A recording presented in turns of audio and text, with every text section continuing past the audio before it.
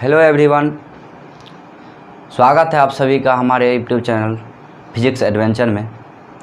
जैसा कि आप लोग जानते हैं, हम लोग एक क्रैश कोर्स करवा रहे हैं जिसमें आप लोग को 3 सब्जेक्ट की पढ़ाई हो रही है, फिजिक्स, केमिस्ट्री और मैथमेटिक्स। जिसमें से आपको फिजिक्स का 2 लेक्चर अपलोड कर दिया गया है, केमिस्ट्री का एक इंट्रोडक्शन हो चुका है और दूसरा आज आपका सॉलिड स्टेट का कुछ टॉपिक का वीडियो अपलोड कर दिया जाएगा। और हो सकता है अगले दिन से आपको मैथमेटिक्स का भी वीडियो मिल जाए। तो हम आप लोगों को केमिस्ट्री पढ़ाएंगे जिसमें हम लोग वही चीज़ का अध्ययन करेंगे जो कि एग्ज़ाम के व्यू से इम्पोर्टेंट होंगे। ठीक है, तो हमने कल आप लोग को बताया था कि कल सॉलिड स्टेट के बारे में हम लोग पढ़ेंगे। तो ठीक है, स्टार्ट करते हैं। सॉलिड स्टेट,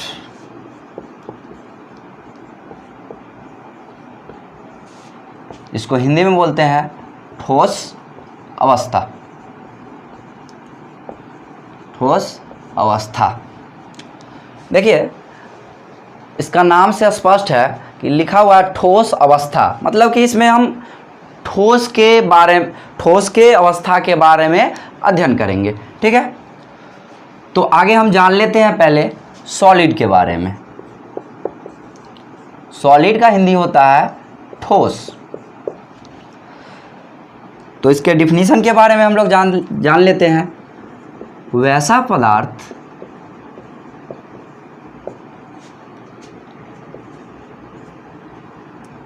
पदार्थ जिनके अवयवी कण यानी परमाणु, अणु या आयन निविड़ संकुलित हो। क्या हो? निविड़ संकुलित हो, ठोस कहलाता है।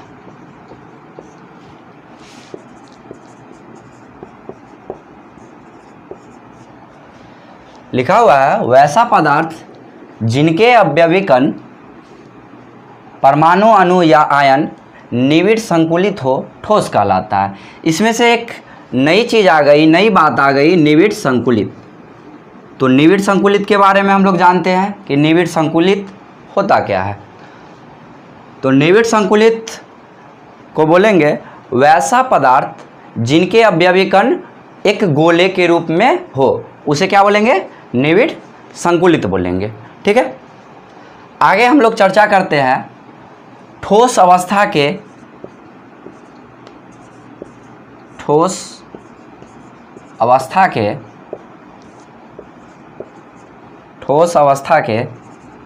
सामान्य अभिलक्षण के बारे में। सामान्य अभिलक्षण के बारे, या ऐसे लिख सकते हैं ठोस अवस्था के सामान्य अभिलक्षण।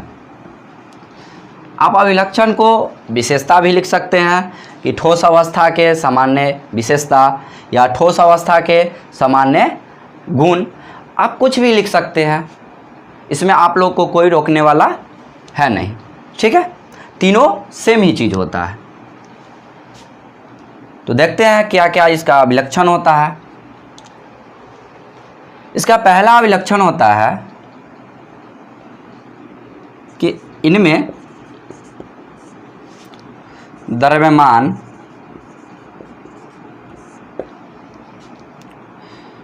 आकार एवं आयतन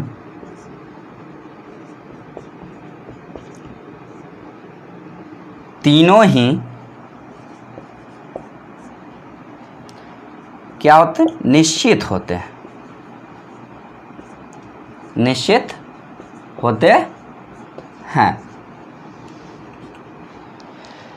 चलिए, तो इस टॉपिक जो हमने जो टॉपिक लिखा था ठोस अवस्था के सामान्य अभिलक्षण, इसके पहला पॉइंट है इनमें द्रव्यमान, आकार एवं आयतन तीनों निश्चित होते हैं। तो चलिए हम लोग जानते हैं कि ठोस अवस्था जो होता है उसका द्रव्यमान, आकार एवं आयतन तीनों निश्चित क्यों होते हैं। तो कोई भी जो ठोस होता है उसका मास फिक्स होता है, और आकार की बात किया जाए तो जैसे कि ये मार्कर है, तो इसका जो बाहरी जो बनावट है यही जो दिख रहा है आज, क्या ये मान लीजिए कि एक 1.5 सेंटीमीटर का है, तो ये कल थोड़ी ना 2 सेंटीमीटर का हो जाएगा, ये 1.5 ही सेंटीमीटर का रहेगा, तो वही यह इसका आकार हो गया।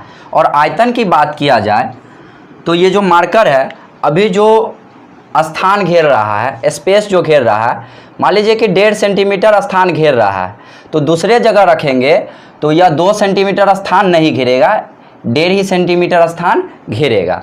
और आयतन की बात किया जाए तो आयतन जो वस्तु जितना स्थान घेरता है उसी को हम आयतन कहते हैं। तो इसीलिए तीनों क्या होता है, निश्चित होते हैं। आयतन भी नहीं बदलता है, 1.5 सेंटीमीटर है अभी, तो ये कहीं भी रखेंगे तो 1.5 ही सेंटीमीटर होगा। ये मार्कर है 1.5 सेंटीमीटर का, तो ये कहीं भी रहेगा तो 1.5 ही सेंटीमीटर का रहेगा। और इसका जो वेट होगा, जो मास होगा वह फिक्स होगा। ठीक है, तो समझ में आ गया कि इसका द्रव्यमान, आकार एवं आयतन तीनों निश्चित क्यों होते हैं। ठीक है, तो अगला पॉइंट देखते हैं।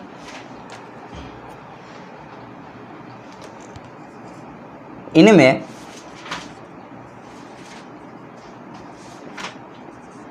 अंतराण्विक बल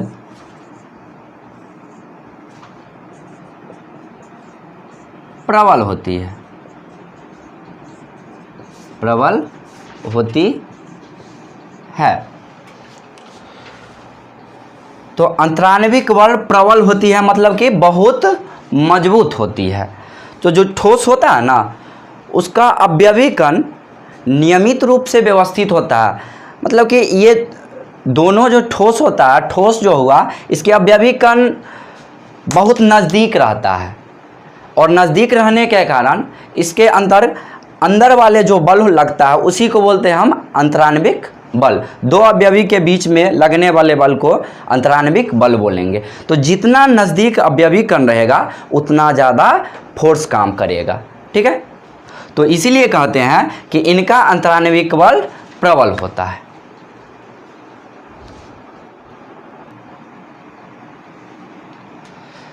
तो अगला पॉइंट देखते हैं।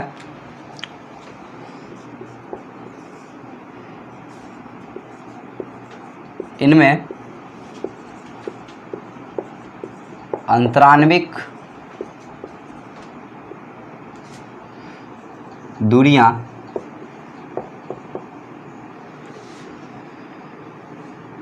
लघु होती है।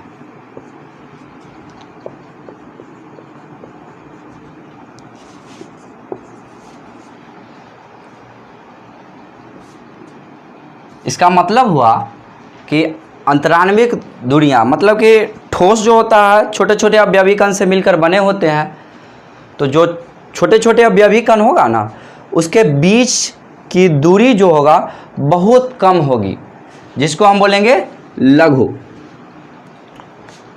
ठीक है, तो अगला पॉइंट देखते हैं।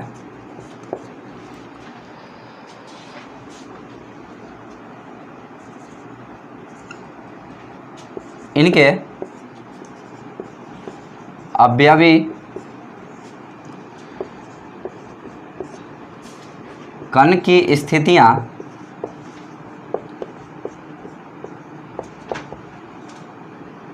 निश्चित होती है,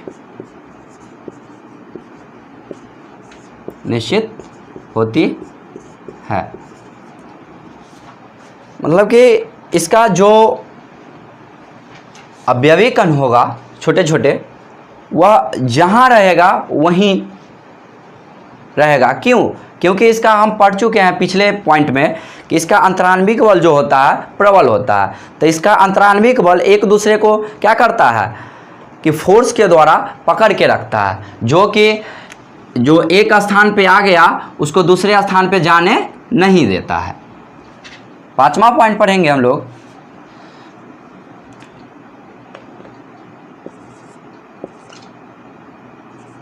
इनमें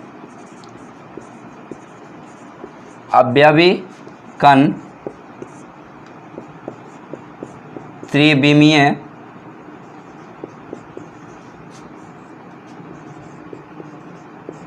क्रम में सजे होते हैं। इनके अवयवी कण त्रिविमीय क्रम का मतलब हुआ त्रिआयाम। मतलब कि त्रिआयाम का मतलब हुआ कि इसमें जिसमें लंबाई, चौड़ाई और ऊंचाई तीनों हो, त्रिविमीय कहलाता है। ठीक है, तो त्रिविमीय क्रम का मतलब हुआ कि जिसमें लंबाई, चौड़ाई और ऊंचाई तीनों हो। तो इसमें जो पार्टिकल होंगे वह ऊपर की तरफ भी होगा, इस साइड भी होगा और इस साइड भी होगा और नीचे की भी तरफ होगा। मतलब कि ये तीनों एक्सिस को कवर करेगा, एक्स, वाई और जेड। इसीलिए इसको बोलते हैं हम त्रिविमीय क्रम। ठीक है, तो आपका ये 5 पॉइंट था जो कि ठोस अवस्था का अभिलक्षण था। ये आप नोट डाउन कर लीजिए। उसके बाद फिर आगे हम लोग पढ़ते हैं सॉलिड का प्रकार।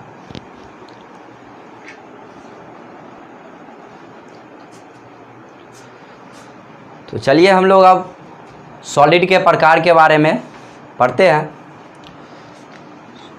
सॉलिड जो होता है वह 2 प्रकार का होता है। सॉलिड कितने प्रकार का होता है? 2 प्रकार का होता है। पहला होता है क्रिस्टलाइन सॉलिड,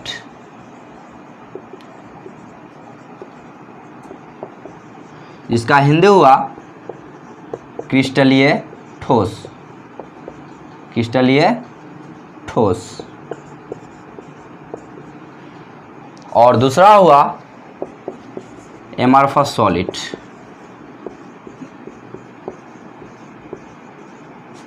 एमॉर्फस सॉलिड, इसका हिंदी हुआ अक्रिस्टलीय ठोस।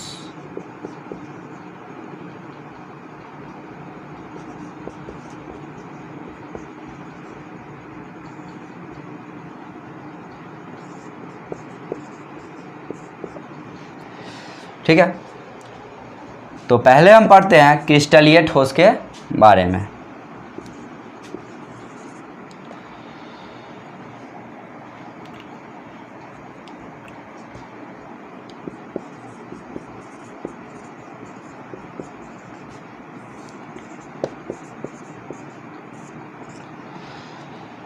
क्रिस्टलीय ठोस होता है वैसा ठोस जिसका ज्यामिति निश्चित होता है और उसका जो अवयवी कण होता है वह नियमित रूप से व्यवस्थित होता है। ठीक है, तो लिखिए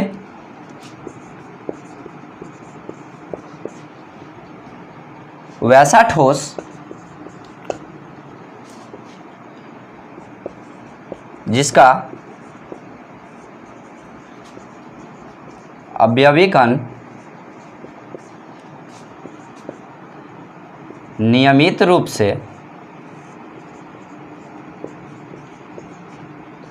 व्यवस्थित होते हैं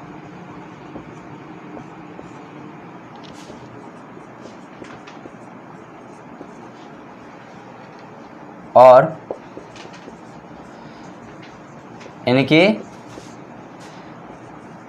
ज्यामितीय आकृति निश्चित होती है।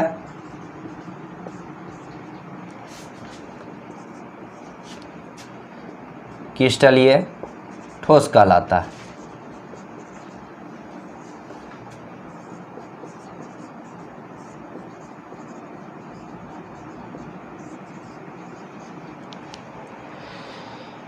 जैसे में जानेंगे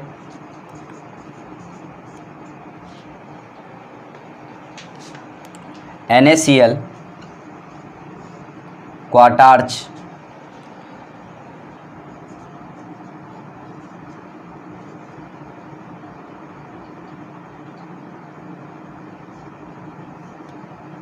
ETC। ठीक है, इसको लिखिए, उसके बाद समझाते हैं। चलिए हम लोग जानते हैं क्रिस्टलीय ठोस के विशेषता के बारे में। क्रिस्टलीय ठोस के विशेषता या अभिलक्षण। क्रिस्टलीय ठोस के अभिलक्षण।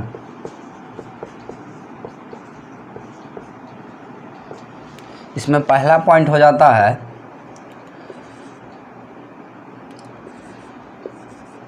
इनमें अवयवीकरण,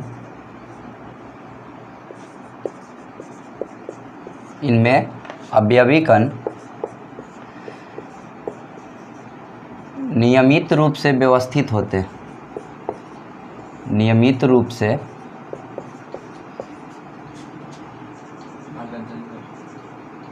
व्यवस्थित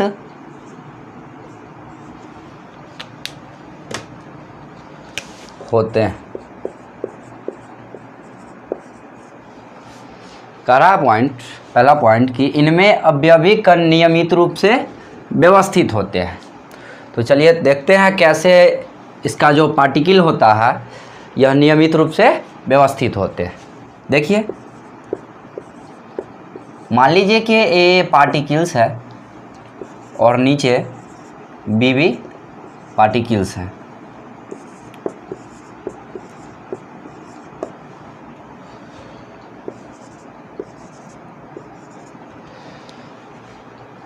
ये जो है देखिए अवयवीकरण जो है पार्टिकल्स A, ये देखिए जो लगातार है, A के बाद फिर A है, A के बाद फिर A है, A के बाद फिर A है। फिर इसके नीचे आइए तो यहाँ पे B पार्टिकल्स हैं, ये भी क्या है, लगातार है।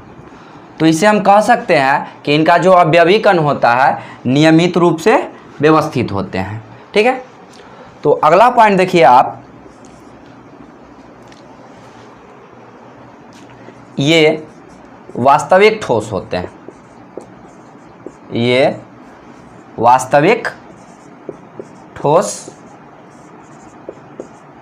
होते हैं।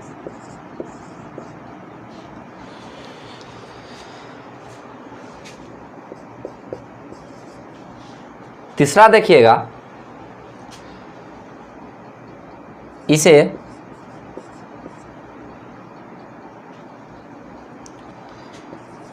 इसमें विषमदैशिक गुण पाया जाता है।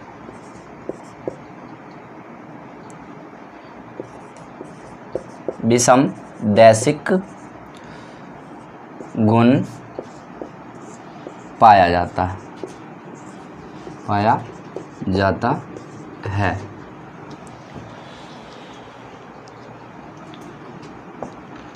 विषमदैशिक गुण के बारे में हम लोग बाद में चर्चा करेंगे। आगे चौथा पॉइंट देख लेते हैं।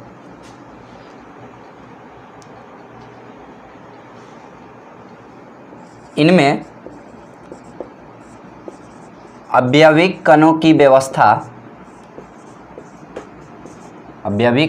व्यवस्था,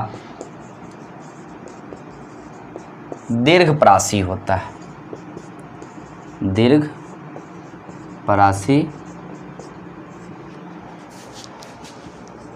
होता है। ठीक है, तो इसमें विषमदैशिक और दीर्घपरास दोनों को हम यही एग्जाम्पल के माध्यम से समझेंगे। इससे पहले आप जान लीजिए कि विषमदैशिक क्या होता है। तो आप पहले इसको नोट डाउन कर लीजिए, उसके बाद फिर आप लोग को बताते हैं विषमदैशिक क्या होता है। चलिए हम लोग जानते हैं विषमदैशिक के बारे में। विषमदैशिक होता क्या है? विषमदैशिक,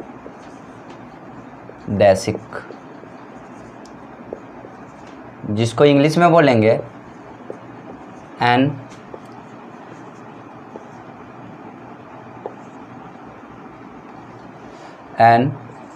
आइसोट्रॉपिक।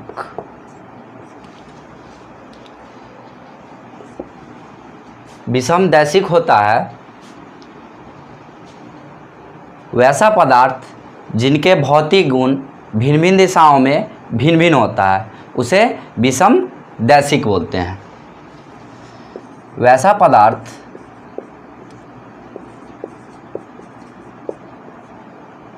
जिनके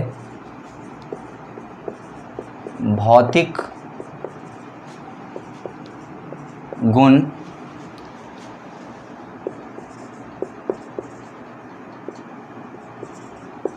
भिन्न भिन्न दिशाओं में भिन्न भिन्न होता है। जैसे देखिएगा Na+ Cl- Na+ Cl-, Cl-, Na+,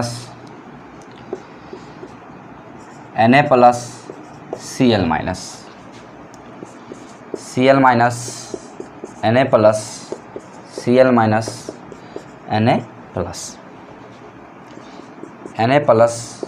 Cl-, Na+, Cl-, Cl-, Na+, Cl-, Na+। तो देखिए कैसे पदार्थ का भौतिक गुण जो होता है भिन्न भिन्न दिशाओं में भिन्न भिन्न होता है। जैसे कि आप इस ओर गौर कीजिएगा, इस ओर जाते हैं तो देखिए ये जो पार्टिकल्स हैं इस पार्टिकल से नहीं मिल रहा है, मतलब कि ये दोनों जो है भिन्न है। और इधर की ओर आते हैं ऊपर से नीचे की ओर तो ये भी पार्टिकल्स दोनों है जो क्या है भिन्न भिन्न है। तो कहीं भी देखिए, आप कहीं भी जाइए नीचे या इस ओर, सारा तरफ क्या है भिन्न भिन्न पार्टिकल्स है। तो इससे हम कह सकते हैं कि जो इनका भौतिक गुण जो होता है भिन्न भिन्न दिशाओं में भिन्न भिन्न होता है। ठीक है, तो आज के लिए बस इतना ही। फिर कल हम लोग बात करेंगे एमरफस सॉलिड के बारे में। ठीक है।